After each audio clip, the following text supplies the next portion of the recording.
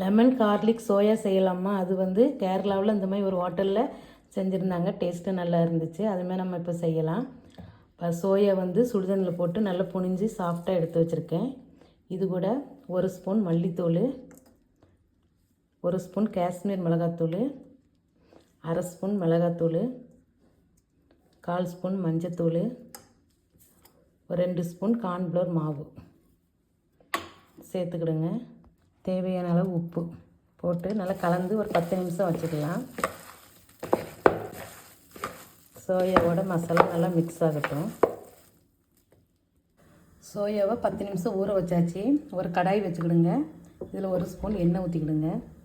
எண்ணெய் ஊற்றிட்டு இதில் வந்து 10 நிமிஷம் ஊற வச்சு சோயாவை போட்டு வறுத்து எடுத்துக்கலாம்.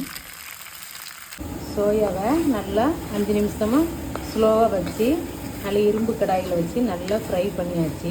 இதை அப்படியே எடுத்து வச்சுக்கலாம். கீழே சோயாவை இறக்கி வச்சாச்சு. இன்னொரு கடாய் வச்சுக்கிடுங்க. இதில் 1 ஸ்பூன் எண்ணெய் ஊற்றிக்கிடுங்க. கட் பண்ணி வச்ச பூண்டு போட்டுக்கிடுங்க.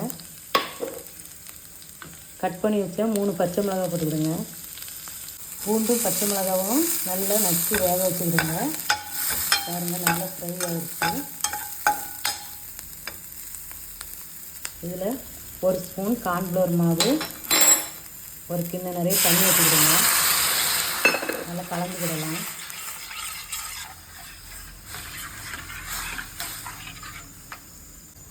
கொஞ்சம் உப்பு போட்டுக்கிடுங்க. ஒரு லெமன் புழிஞ்சு ஊற்றிக்கலாம்.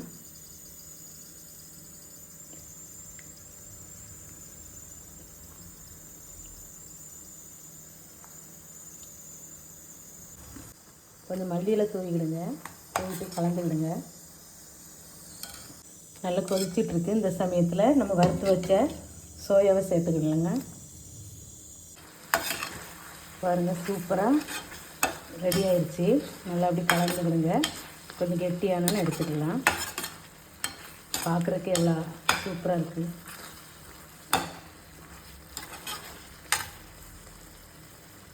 பாருங்கள், சூப்பராக ரெடி ஆயிடுச்சு. இந்த மாதிரி இருக்கும்போது நம்ம ஆஃப் பண்ணிடுவோம். இப்போ இந்த மாதிரி கப்பில் எடுத்து வச்சுக்கலாம். சுவையான டேஸ்ட்டான லெமன் கார்லிக் சோயா சூப்பராக ரெடி ஆயிடுச்சு. இந்த மாதிரி செஞ்சு சாப்பிடுங்க. டேஸ்ட்டு பக்காவாக இருக்குது. ஸ்நாக்ஸ் மாதிரி கூட சாப்பிட்டுக்கலாம், இல்லை சப்பாத்திக்கு தொட்டுக்கலாம்.